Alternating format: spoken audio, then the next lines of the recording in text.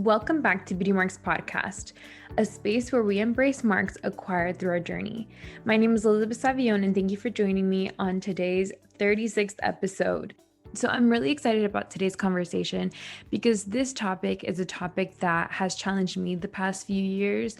I was raised in church my whole life and did the purity circles, purity rings, and I believed to want to wait for marriage, to have sex, and just learned a lot of things in church about who as a woman I should be. What are the things that I should guard for men, so what are the things that I should make sure that I'm being modest and I'm acting a certain way, because then they might stumble. And this topic is really something that I really hope that you can open your mind and to understand and kind of maybe see why you believe the way that why you think the way that you do.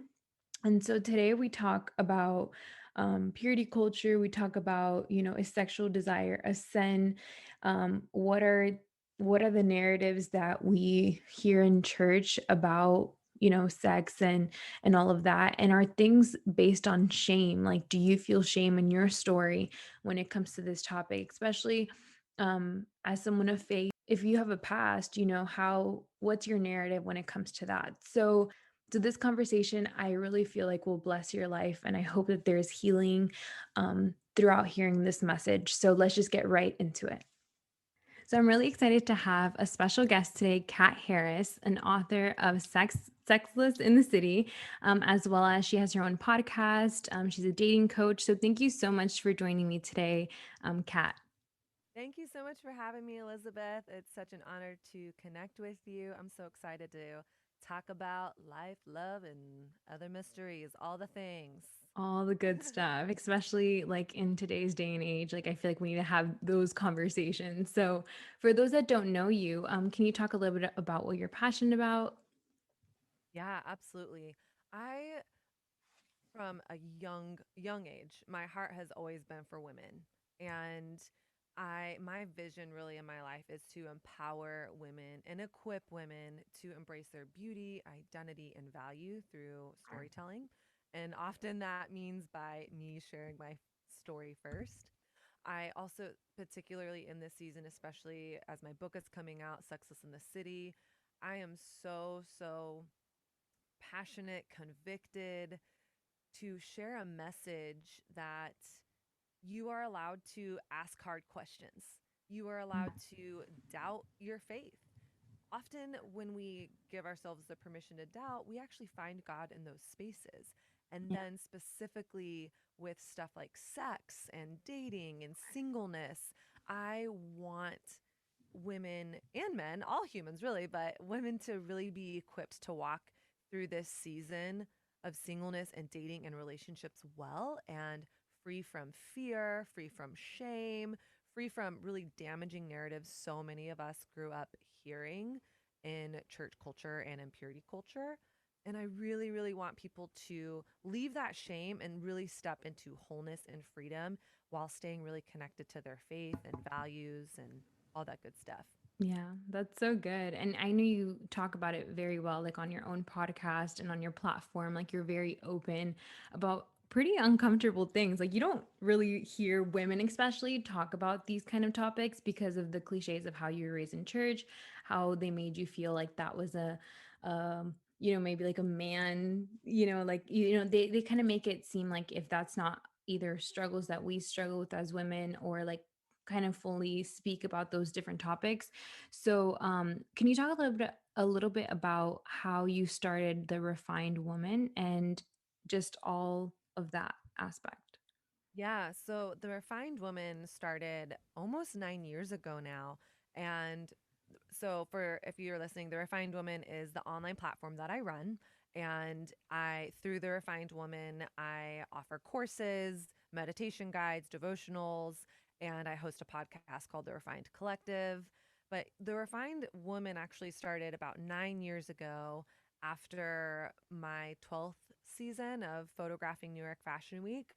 I have two jobs. I run the Refined Woman, and I've also been a lifestyle and Oh, editorial photographer so for cool. over a decade. And so I was leaving New York Fashion Week one season and just felt that internal kind of God nudge of what story are you inviting people into? These photos are beautiful, fashion is fun, but could you hold space for maybe some deeper conversations that say you matter outside of what you wear, what size you are or aren't? In that, I started the Refined Woman, and over the years, it's like life generally does. It took a lot of twists and turns, and really only in the last few years have I been really sharing publicly about my own journey of being in my 30s, single, a woman of faith, navigating dating scene and swiping right and swiping Mm-hmm. left and wondering, is waiting until marriage to have sex still a thing, or is that a really outdated Christian norm that's no longer relevant? And I kind of found the more I gave myself the permission to ask those questions out loud, it was as though my community just started coming out of the woodworks and Mm, were like, "Oh, you're talking about masturbation? Oh my gosh, I've always wanted to talk about that, but didn't know I was allowed to ask. mm, Is masturbation a sin?" And so the Refined Woman is really a place where I ask the questions that I think we all want to ask, but don't know that we have the permission to ask. And it's kind of the elephant in the room space. If there's an elephant in the room, I'm going to go towards it. So yeah. that's what so much of what it's become is a space for that. Yeah, I love that because you challenge people's perspective. And then I feel like people then can dig deeper to their own beliefs and where that started and like the foundation of where their own thinking started. Like if it was something that, and I know that you share a lot on your platform about like what have you been taught versus like, have you ever thought about why you believe what you believe or like where did that all start? So let's start into the real, the deep questions. So like I'm going to challenge you here today. Right. So what do you feel? Do you feel like sexual desire is a sin out of marriage? Not at all. I do not Okay. think sexual desire is a sin outside of marriage. Uh, And do you want me to share why I think that? yeah, of course. Wait, before I do, what do you think? I think no, I think that that desire is in us, like, our, I would say as nature, you know what I mean? Meaning like our own body, has those things like God made sex as good. Like it's not like if it's a sin. I think that what we do with that and where our mind goes, and I've heard some of your podcasts, and I feel like I think very similarly to you when it comes to that it's kind of like where does your thought and those things go and what that leads you to do versus us seeing that as shame or like that's bad. I don't think that that's right. And that's what I was taught growing up. It's like, oh, well, you shouldn't even think about, doing anything. Like you shouldn't have any sexual drive. Like only guys have a sexual drive. And we're supposed to keep them pure and make sure that we're good and we're trying to not be promiscuous or try to be sexual because then we're going to make them sin. So I feel like my focus growing up was more of like trying to make sure that I'm pure or you know what I mean instead of really seeing why that purity or like where my heart was or where my mind was in those aspects. So that's where I Mm. stand. How about you? Yeah. Yeah. Thank you so much for sharing that. And I think your experience is so common, especially, and I say faith circles because I know it's not just Christianity. I know Mhm. that there are other faith expressions where quote unquote purity, I don't even ever really like using that word, but Mhm. where that is really elevated, especially for women, and as is abstinence and things like that. So, I agree with you. I think I experienced similar narratives growing up in church culture, one being men are sexual in a way that women are not. And so, in that, pressure was put on women, put on me, put on my friends to hide our bodies, to quote unquote dress modestly so that we would protect our brothers from quote unquote stumbling. So, Mhm. in essence, underneath that, the message internalized is men are sexual in a way that women aren't. And men can't have agency or don't have agency over their sexuality, their desire, their their sexual integrity. So that's where we get things like quote unquote boys will be boys. And then because quote unquote boys will be boys, then what is put on women is the expectation not only to uphold their own our own sexual integrity, but also the sexual integrity of men. Mhm. And that feels crushing and backbreaking because it is. And it was never a thing that we were supposed to carry as women. And I think it actually teaches a really low view of men. Mhm. Oh, men are so weak. Men are such the weaker vessels, and boys will be boys. They just Mhm. can't help themselves. That it's my job to protect and it's my job to hide myself because my body is bad and there's something inherently wrong with my body and there's something also overtly sexual about my body. Mhm. Well, I call BS on the whole narrative. Where are we Yeah. getting those narratives from? I do not think those narratives are in line with the heart of God. So, now speaking specifically to sexual desire, is sexual desire outside of marriage a sin? No. And here's why I say that, Elizabeth. I say that because the God story starts in Genesis 1. And in Genesis 1:26 through 31, God has just created the rest of the universe. So black holes, mountains, tectonic plates, lava, and also seahorses and ants. And then God creates humanity. And God says, let us, spirit, Son, and God, Father, let us make humans in our image and our likeness. And so humans, just by existing and just by breathing, are the mirror reflectors of God. So Mhm. we all have the God image in us. So just by existing, we have infinite value, worth, dignity as as a humanity that has been made in God's image. And Yeah. then God says at the end towards verse 31 that humans are very good. And what's important to notice in the text is not only what God says, but what God doesn't say. And God doesn't say, your body is bad, but your spirit is very good. Or your sexuality is good, but only if you get married. No, God just says humans, humanity made in my image are very good. So that leads me to believe that God created humans holistically and not compartmentalized. And that also means that my sexuality, my sexual desire is a part of what it means to be human. In Mhm. fact, one of the most normal, natural human experiences, and this is a huge reason why I'm passionate about talking about it, is sexual desire. Mhm. It's so normal and human.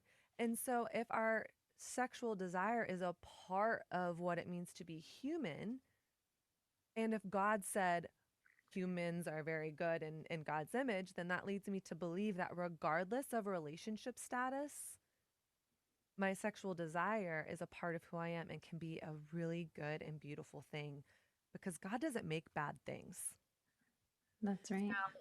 On kind of another part of what you said is now are all my desires quote unquote good? I don't even think that's the right question. I think where are my desires leading me to? Mhm.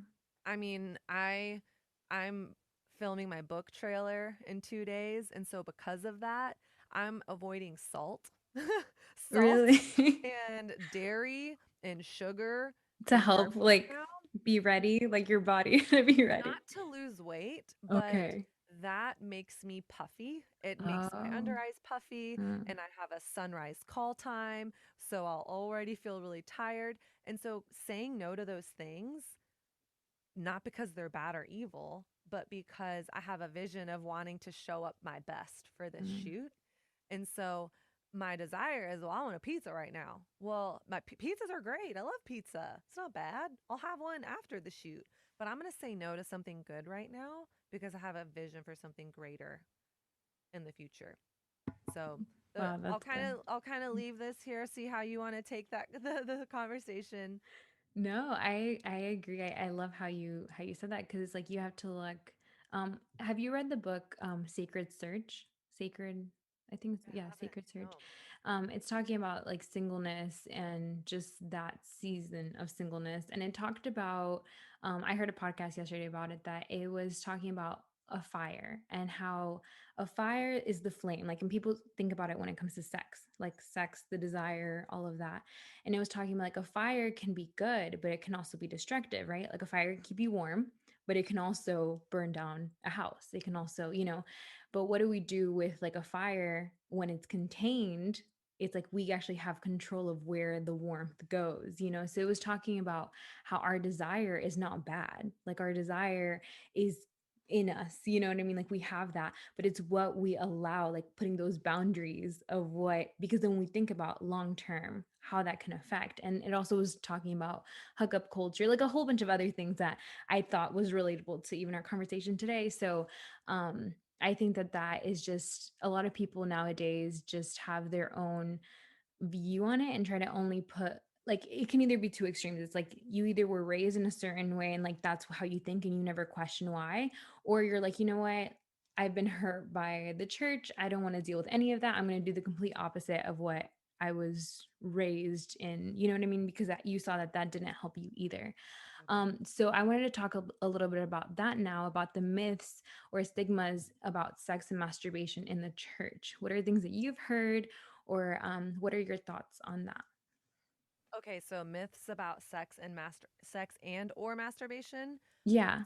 Okay, so first I would say I want to pin this because I think it's important. There's a difference between sexual desire and desire for sex. And a myth that we've been given in the church is that the only way to express my sexual desire is through sex. And that's a really flattened, one dimensional perspective of a really robust, multifaceted, layered, colorful experience that is sexual desire. And kind of how I like to put it is if sexuality and desire were a book, physical intimacy and sex would be one chapter. So there's actually so much more there. And I think we do such a disservice to ourselves, to each other, to God, to the scriptures when we make sexuality just about genitals touching. So much more than that. So That's right. that's the first myth. I would say things that I learned about sex is that it's only for marriage. And I'm 35 years old. I'm single. I am still choosing to wait until marriage to have sex. Mhm. So that is something that I still do adhere to. But in that, I think there was a lot of shame attached to some of the ways that was approached, i.e., my virginity is attached to my salvation. So Mhm. instead of Jesus alone, grace alone, for me, it became Jesus plus virginity plus the acceptance of others, plus do I have the approval of my leaders and my pastors? Then I have a seat at the table. Then I have salvation. Then I'm good enough to be a Christian. And that's so anti the gospel. There is a thief on the cross next to Jesus when Jesus was being crucified. And the thief reaches out to Jesus, and Jesus says, "Today you will be with me in paradise." He wasn't like, "Oh man, dude, but Can't what come have here. you been sleeping around? Hmm. What have you been doing with your between your legs? Have you been promiscuous? Have you been quote unquote pure?" No. No questions asked. You have a seat at the table. Today you will be with me in paradise. Period. The end. So having virginity enmeshed with salvation, I think, is a massive problem that happens in church circles. And then for masturbation, it's 100% masturbation is a sin. That's what I grew up hearing in the church.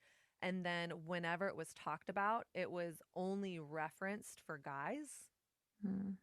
And so then the narrative is not only is masturbation a sin, but masturbation is something that only guys struggle with. So then men are more sexual than women, which I don't believe is true. Hmm. And I think it was also taught that porn and masturbation are mutually exclusive.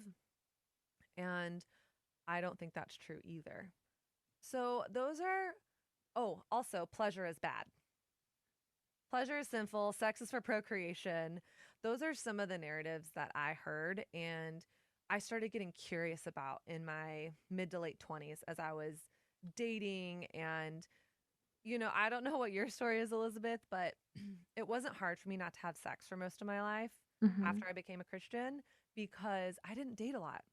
So I never really was in situations where sex was an option. I would have the occasional hot and heavy makeout, but that was about it. I even went 7 years without dating in college and post college. Wow. And I was on a really high horse. I was like, all these other people over here don't care about their faith like I do because I'm just this good little virgin. Well, then I moved to New York and this is what my book is about is this season of my life. I moved to New York and I start dating and fall in love and realize, oh, it's a lot harder to keep my pants on. That's right. And I don't want to keep my pants on. So, what do I do with this? So, then I started looking at the narratives that I was given. And honestly, because I thought, I think I just want to have sex. So, I'm going to find a way to justify this with my faith. Mm, And that led me on a journey of unpacking what did the church teach me about masturbation? What does the Bible actually say? Is there truth to some of these narratives? Which of them are rooted in shame? Which of them are just flat out not true? Like porn is mutually exclusive to masturbation, and women need to uphold the sexual integrity of men, and women aren't sexual in the way that men are. All those things I started to realize those things actually aren't true. hmm. Yeah, they end up affecting how we see things. And even like in future relationships, I know people that like even when, for example, like you've been pure, right? Or you made such an kind of an idol, to be honest, of your purity. And a lot of people I know that have done that. And then you get married and then you're supposed to enjoy it. You're supposed to have it's supposed to be amazing and it's supposed to be great, but you have such already like a wrong view of what sex is. Like you've been told that it's bad and that you shouldn't have like how you said, like that it should be enjoyable, all these things. And then now you're supposed to do that. So then Mm-hmm. I've known people that have struggled even in like marriage and where God's supposedly right, like where it's supposed to be like, okay, now is the time, and if you do it anytime before then it's not going to be good or blessed, Mm-hmm. of Yeah. meaning like narratives that people have. Yeah. um and that they struggle, so they have to like go through of like, okay, why do I feel this way, why don't I feel free, like why is it in kind of Mm-hmm. shame?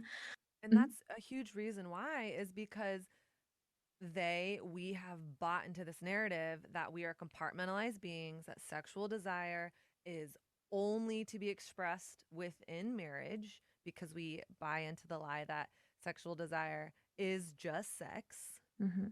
And then we've also been told it's bad, it's bad, it's bad, shut it down, shut it down, shut it down, put it in a box on a shelf. And then the day that you get married, something magical happens when you put a diamond ring on and you open that box and it's a switch. And then Mhm. you flip that switch, and all of a sudden, you're supposed to be this lady in the street, but a freak in the bed Yeah. and this sex kitten. And that doesn't work. Yeah. And there's so many painful stories that I've heard from friends, from women. One of my friends, Dr. Celeste Holbrook, she's a Christian sexologist, and she shares her story of waiting until marriage to have sex, and sex was so painful for her for the first 3 years of her marriage. And she thought, "Oh my gosh, I thought if I did it God, quote unquote, God's way, God was going to bless my sex life." Mm. And just because you wait until marriage to have sex doesn't mean you're going to have amazing sex when you start having sex. Yeah. If you've never ridden your bike on the Tour de France, let's say you've never even ridden a bike. Okay? And then you show up pumped up, you want your chance at the Tour de France. Well, guess Mhm. what? It's not going to happen. Mhm. It's going to take Yeah. time. It's going Yeah. to take time. So I think there's this there's this lie that we tell people that if you quote unquote do it God's way, you're going to have the best sex of your life. I don't think that's necessarily true. I think, like all things, it takes time, intention, communication, being willing to know our bodies with our partner and be able to give like informed and enthusiastic consent. I think all of that is so important and so much a part of the process. Hmm. Um, yeah. Yeah, that's really well said. So, when it comes to virginity, there are people that have had, sexual partners and have, didn't wait until marriage, so that is kind of out of the picture when it comes to like, they don't idolize that purity, but how can they be pure when there's, hookup culture, when there's people around, it's like that pressure that you have, Mm. because a lot of people sometimes think that, you should hook up with people because then you figure it out, along the way, and of course, as believers, what are ways that we can, kind of combat that? Yeah. So I would say to a person who has a sexual past, welcome to being a human. Yeah. you know, um, what you have or haven't done does not get you in or out of heaven. It does not give you a seat or take away your seat at the table with Jesus. And so I just want to speak freedom over you. You who is listening, so I'm speaking it to myself. I have a past. Yes, I may not have had sex, but I have a past. You have a past. We all have a past. And guess what? Like, God loves you. Hmm. And your past doesn't define you, and maybe you even have a past. I have past sexual experiences that I'm not ashamed of anything. I don't regret anything that I have or haven't done in a dating relationship. Would I do all those things again? No. But everything has led me to where I am today, and I just want to speak freedom over people, cuz I think it's like if you are a virgin and have never done anything sexually, it can feel shaming. I'm a prude, or I'm a sexual infant walking into my marriage. And then if you've had sexual experiences or sex outside of marriage, there can be shame for that. Oh my gosh, am I used goods? No, like you're purity, and again, that's not a word I really like to use. And the reason why I don't is because the only thing that makes me pure is God. Mm. So if I preach a message that says you can only be pure if you save sex for marriage, then I am teaching a works-based salvation. Now, does that mean that my actions don't matter? No, but I think we really need to reimagine this narrative of the only thing that makes me pure is Jesus. And that's the beautiful message of Jesus, is that wherever you are, you're invited. You're invited on the journey. Mm. Now, to the other part of your question, can how do you navigate hookup culture as a person of faith who is wanting to save sex for marriage? I would say you navigate it with wisdom and intentionality. I think it's deciding bef- first, it's deciding, why do I believe what I believe about sex? And that's where the whole deconstruction part comes in. All right, what was I taught at church? What was I taught at home? What was I taught by my friends, by culture? And what narratives have I chosen to accept as truth? And are those things true? What does the Bible actually say outside of a sermon soundbite? What does the Bible actually say?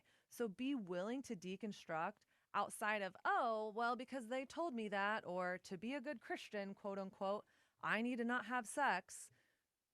That's all being externally motivated. So that's saying essentially underneath that, well, I don't have sex because I shouldn't, because good Christians don't. As opposed to, man, I feel really connected to this God vision for intimacy and relationships and sex. And I'm going to trust that God might know a little bit more about sex than I do. And if the invitation of God is to wait, I'm going to trust that that's for God's glory and for my good. And Mm. so to come from a place of really giving yourself the space to ask yourself why. And then from there, only when I am internally motivated. So Simon Sinek has a huge one of the most watched TED Talks of all times, and he says everyone knows what they do. Some people know how to do it. very few people know why they do it. And it's the people that know why they're doing what they're doing that run the most successful companies in the world. And I think that can really be translated to every other area of our life. So connect with your why. And then when you have your why, you can figure out the what. Okay, so how do I want to walk this out? I don't think the answer for me is to avoid culture. Mm-hmm. It's knowing, okay, when I'm opening up Bumble or Hinge or my online dating app, it's knowing, all right, here are my three non negotiables that I'm looking for in a partner. I want to share my faith. I'm looking for a person of integrity, someone I'm attracted to and can have fun with. And swiping, starting conversations, going on dates, getting to know people, and holding true to myself and my values. It's knowing before I go on a date or before I go watch a movie at his place, which is AKA let's make out. It's knowing before I get in this situation, here's what I do and do not want to happen physically. Here's my boundary so that I can then communicate, hey, you know what? I really like you and I'm really attracted to you. I like being on this date with you. And I just want to communicate where my boundaries are right now. I'm saving sex for marriage and I really all I want to do tonight is kiss. So whatever your physical boundaries are, knowing them before you get in the situation, and this is part of being able to give informed and enthusiastic consent. And also, for me, for such a long time, I didn't know my why. And I didn't really know what I wanted my exact boundaries to be in dating. And so then I found myself in a lot of situations with guys that I didn't want to be in, or I was like, well, my shirt's already off. Might as well take my pants off. And well, if my pants are off, well, then let's just take everything off. And Mm-hmm. then in hindsight, I would be like, oops, I didn't, that's not necessarily what I wanted to do. But because I didn't give myself the space to think before the encounter, what do I want to happen? What do I not want to happen? I think it's being intentional about how do I want to show up in my dating life? What is going to set me up for success to stay in alignment with my boundaries and my values? And also knowing that you and I might have different boundaries in our dating relationship. For Definitely. me, what if you might be like, you know what? I'm totally fine being at his house midnight and making out in his bed. For me, I'm like, man, if I really want to hold this boundary for myself, that's just not a win for me. Mm-hmm. So it's not, is this a sin? Is this not a sin? It's what's going to help me stay connected to my mission and my vision and my commitment to myself and to God to uphold this physical boundary. Yeah, that's so true. Because it also might not be as maybe a stumble. Like maybe someone can be like, "Oh no," like I'll say no, like, and they'll stick to that. But it's like knowing yourself. Like maybe being in the car at night is very risky. Like you just have to like know yourself and establish that.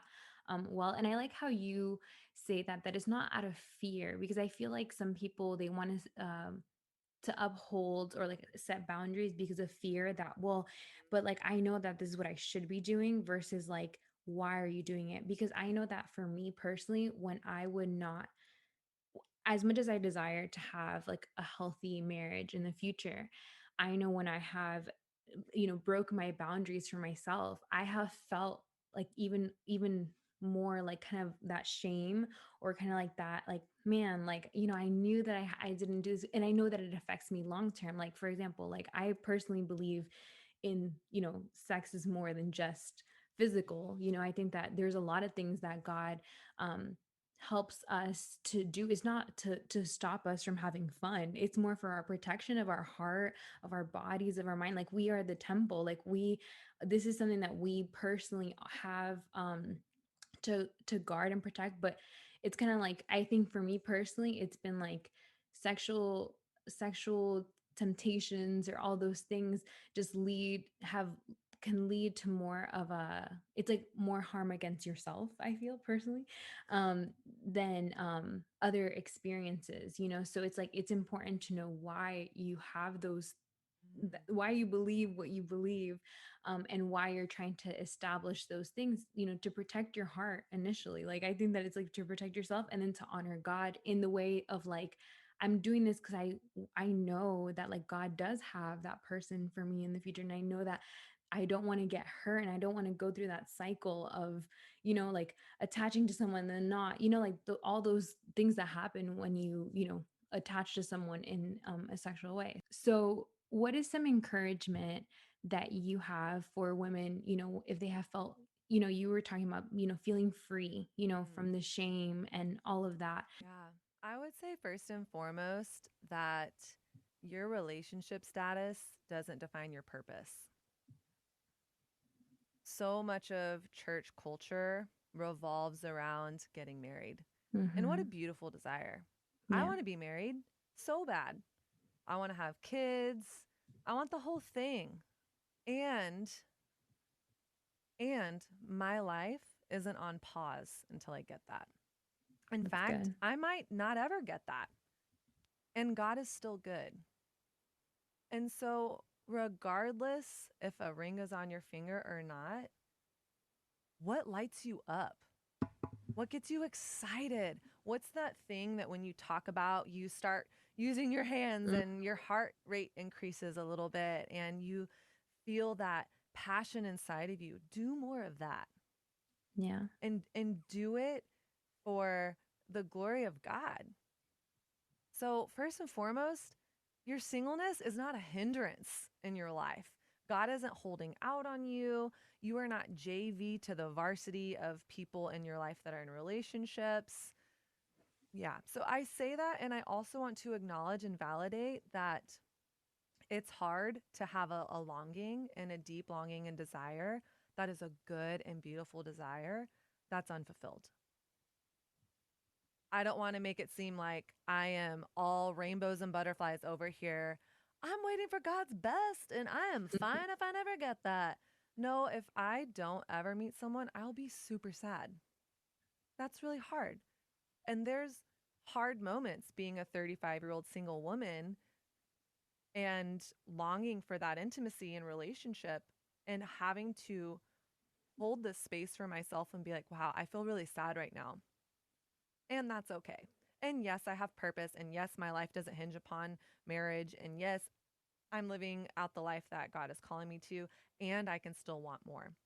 I think sometimes we think we have to be quote unquote content and then God brings in the one. And I can be completely content and joyful in my life and in my season and also have longing. It's not an either or, it's a both and. hmm, And then I think I would finally say where there is shame in your story, God has healing waters for you. Shame is does not get the final say. yeah. That's so good. Thank you so much for sharing your heart. And I'm really excited for your book. Can you talk a little bit about what people can hear about in your story in your book? Yeah. Yeah, so my book Sexless in the City is it's out April 2021 and you can Yes. pre-order it anytime before that, but it's all about me asking a lot of these questions that we're even going through today. And it's about me going through a really painful breakup and then having this come to Jesus moment of I'm either going to go this way or this way. I either throw in the towel on waiting because I'm tired of it, I'm tired of the shame, or I pause and take real time and intention to unpack what I believe about God and sex and intimacy in these narratives I was given. Hmm. And I took that journey. I took that one. So the book is about me discovering freedom in my own story, discovering what the Bible really says about sex and intimacy and being blown away by it and transformed by it. And it's also about me really connecting to God's vision for relationships and intimacy in a way and in God's vision in a way that's so much more profound than a set of rules that so many of us were given. So that is what my book is about. Yeah. Excited for you and congratulations. That's really exciting for, Mm, for you to have your book. And I know that that goes along with the message that you share on your podcast. So where can people connect with you via Instagram, your podcast? yeah. So my podcast is called The Refined Collective. It's drops every single week, and iTunes, Spotify, all the places. And then my website and social media is The Refined Woman. Awesome. Thank you so much, Kat, for sharing your heart today. It was a pleasure, and I know that this will be a blessing to those listening. Thank you so much for having me. I'm so grateful, Elizabeth. Thank you. Thank you so much for joining me on today's episode. I really hope that you found some encouragement and maybe opened your mind to see things in a different light, or to challenge your way of thinking, to be like, okay, where did I get my real thinking, and what does the Bible say about these things? You know, my foundation is still that I want to wait till marriage, and I want to glorify God with my body and make sure that I am living a life righteous to Him. But knowing that there's so much grace for me in my past and me in my story, and knowing that there's not shame. Shame is not from God, so being free, that you are forgiven and you can live a life that's free, and so full of life, no matter what your relationship status is. And if there is something that maybe you are married and you are struggling in that way because of the context that you learned about sex and all of that, there is healing. And I definitely recommend reaching out to someone to talk about it. So I really hope you got something out of this conversation. Thank you so much, as always, for tuning in. Make sure to subscribe to this podcast for more great episodes coming and great conversations. I always hope that each week you get something out of it, and you learn or are feeling encouraged. So make sure to subscribe to this podcast and follow me at Elizabeth Savvy. And I hope you guys have a great week.